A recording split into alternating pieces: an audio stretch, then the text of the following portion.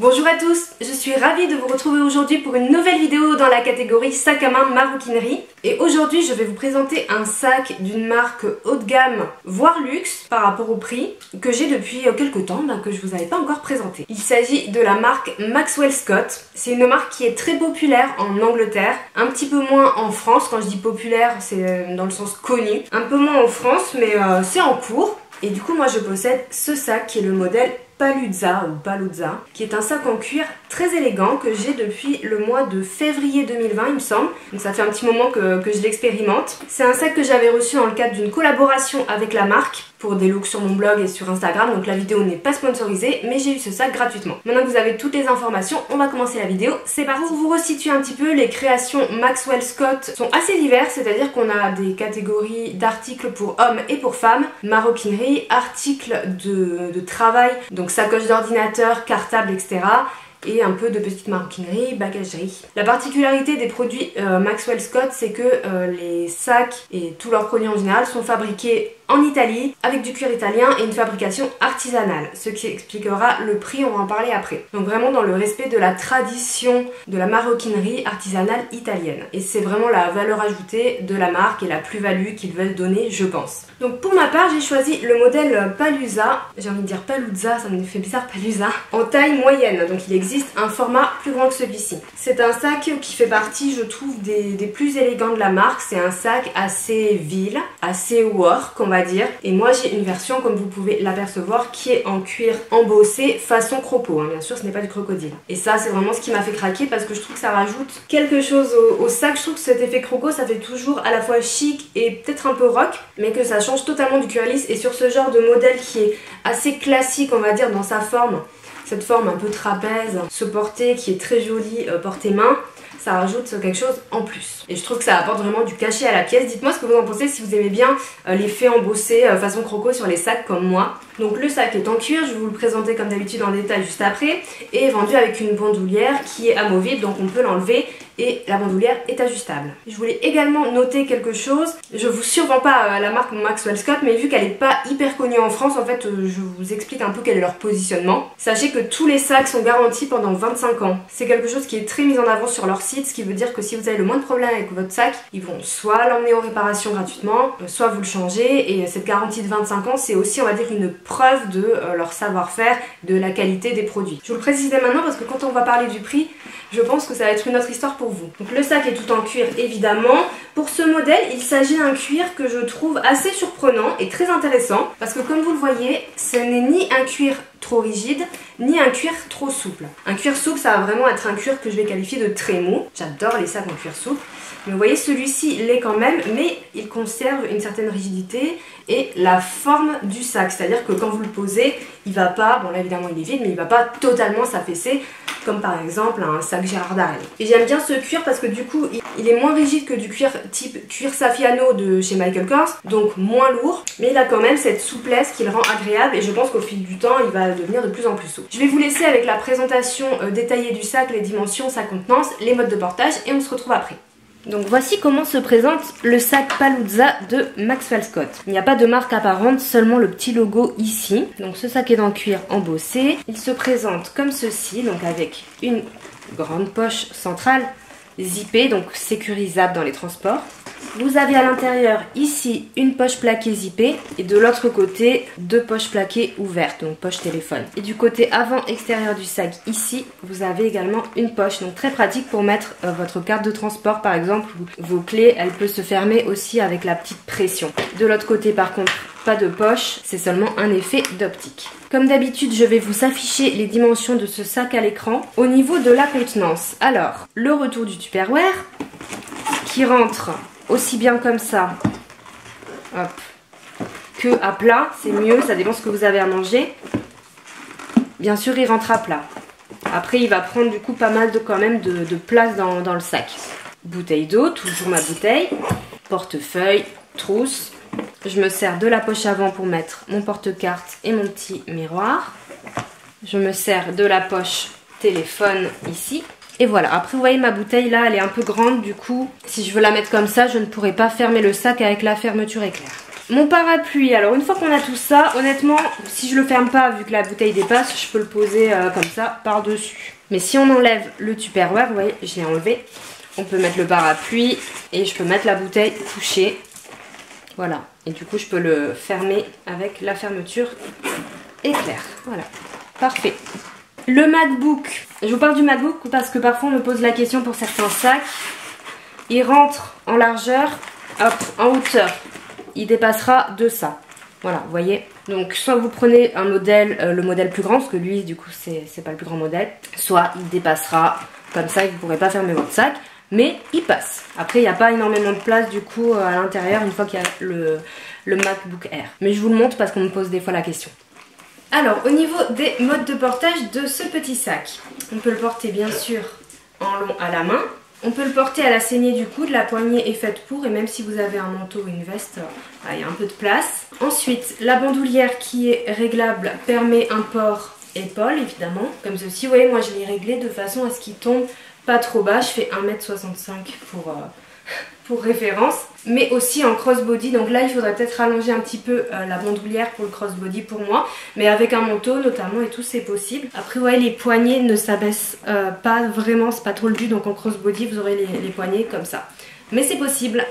Maintenant que vous avez un petit peu plus d'éléments, je voulais vous parler un petit peu de ce que j'ai pensé de ce sac. Bon, vous avez vu, sa contenance est quand même agréable, on va dire que c'est un sac moyen, ce n'est pas un cabas. Mais le fait qu'il y ait énormément d'emplacements partout, en fait, de petits rangements, c'est très pratique. On va pas se mentir, c'est hyper pratique. J'apprécie le fait qu'il n'y ait pas une pochette qui coupe la poche principale, le ventre du sac, comme on dit, vous savez, comme parfois on a dans ce genre de sac qui coupe la contenance.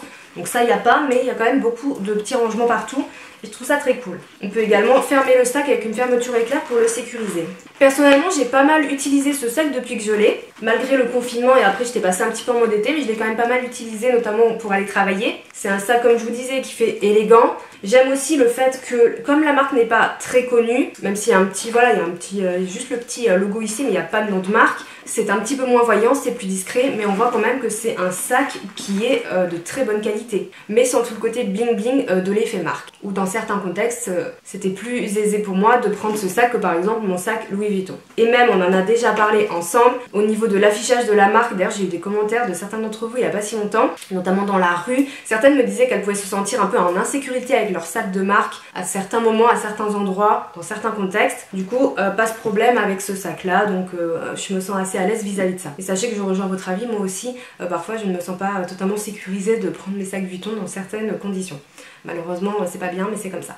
Donc je l'ai quand même pas mal porté. Après, il faut dire quand même qu'une fois qu'il est rempli, bien rempli, si je prends mon Tupperware, en tout cas mes affaires, parapluie, etc., il va quand même peser un petit peu son poids. Du coup, c'est plutôt un sac que je vais privilégier en automne-hiver, en tout cas quand j'ai des vestes et des manteaux. Pourquoi? Parce qu'on a tendance à beaucoup plus sentir le poids d'un sac quand on est très peu habillé. Je sais pas si vous avez remarqué ça, mais en été, si vous avez seulement un t-shirt ou quoi, je trouve qu'on sent beaucoup plus le poids du sac que lorsqu'on a un manteau. C'est peut-être moi qui délire, mais je trouve que c'est plus confortable. Donc, et de toute façon, je trouve que son design fait un peu plus automne-hiver. Donc je pense que là, je vais vraiment, je vais déjà d'ailleurs recommencer à le porter en cette saison automnale, mais je pense que cet hiver et tout, je vais vraiment le porter beaucoup. Mais il pèse un petit peu son poids, voilà. Donc à noter. C'est là que la bandoulière prend aussi tout son sens. Je trouve très pratique de l'avoir, car quand on en a marre du porter saigné du coude ou main, on peut le mettre à l'épaule ou en crossbody pour se soulager un petit peu. Et ça, c'est plutôt très positif.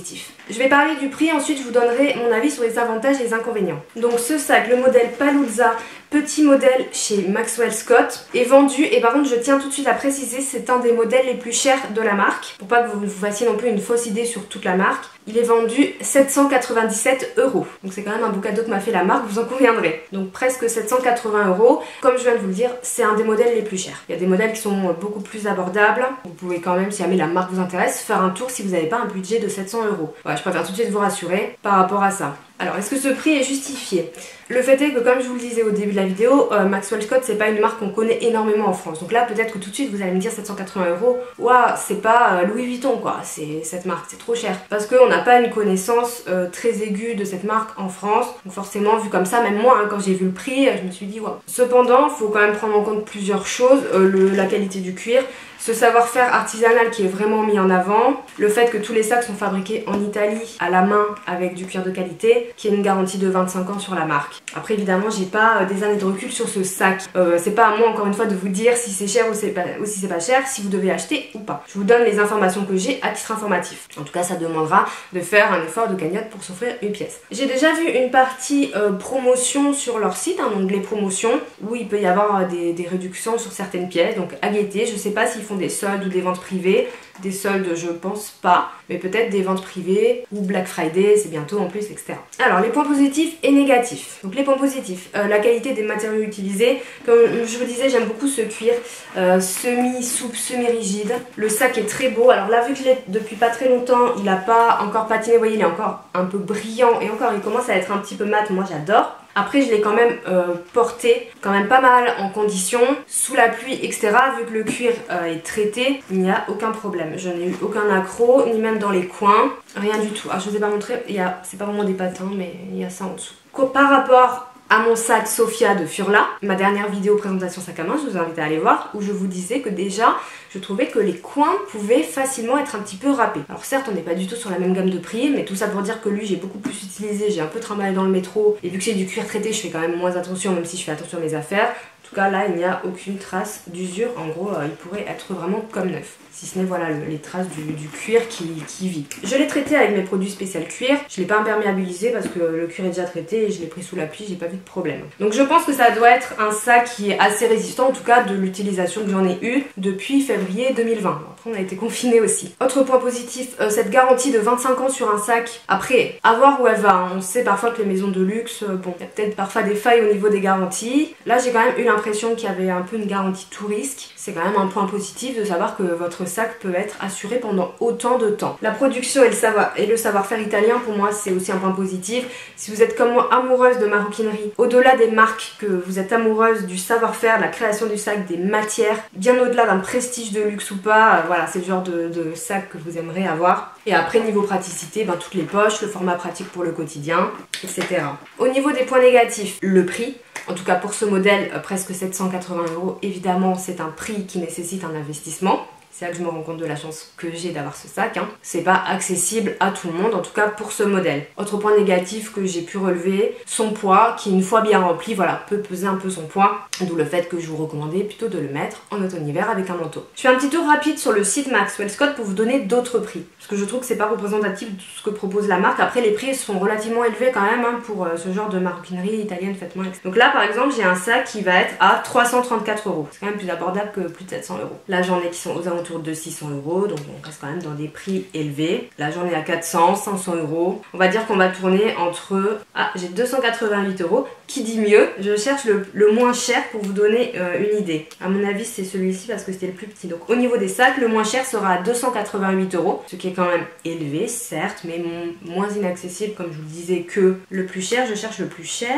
Le plus cher est à 817 €. Pour les sacs à main femmes, hein, donc on oscille entre 300 et 800 € grosso modo. Mais c'est pour vous donner un peu d'idée de tranche de prix. Comme d'habitude, je vous invite à regarder, je sais pas trop s'ils se mettent sur les sites de vente privée encore, Maxwell Scott en France, pas sûr. Par contre, sur les sites de seconde main, vous pourriez peut-être trouver des modèles qui seraient un petit peu moins chers et au vu de la qualité des produits qui normalement seraient pas trop en mauvais état, donc pourquoi pas. Mais de toute façon je vous invite toujours à regarder en seconde main, je trouve que c'est vraiment là qu'on peut faire les meilleures affaires, donc plutôt que de foncer en boutique, n'hésitez pas à regarder aussi en seconde main, ça peut être sympa. Voilà, c'en est tout pour cette vidéo, dites-moi ce que vous en pensez comme d'habitude, je suis dispo pour échanger en commentaire, pour répondre à vos questions, n'hésitez pas à me dire ce que vous pensez de la marque Maxwell Scott, allez faire un tour sur le site et me dire ce que vous en pensez, comme ça si vous connaissiez la marque ou pas, et si vous la connaissez pas, quel est votre ressenti par rapport à cette marque, est-ce que c'est quelque chose qui pourrait vous intéresser ou pas, sans même passer le pas de l'achat, juste un peu votre feeling et tout. C'est rare qu'on parle de marques pas très connues, en général j'essaie de vous parler de marques qu'on connaît un petit peu,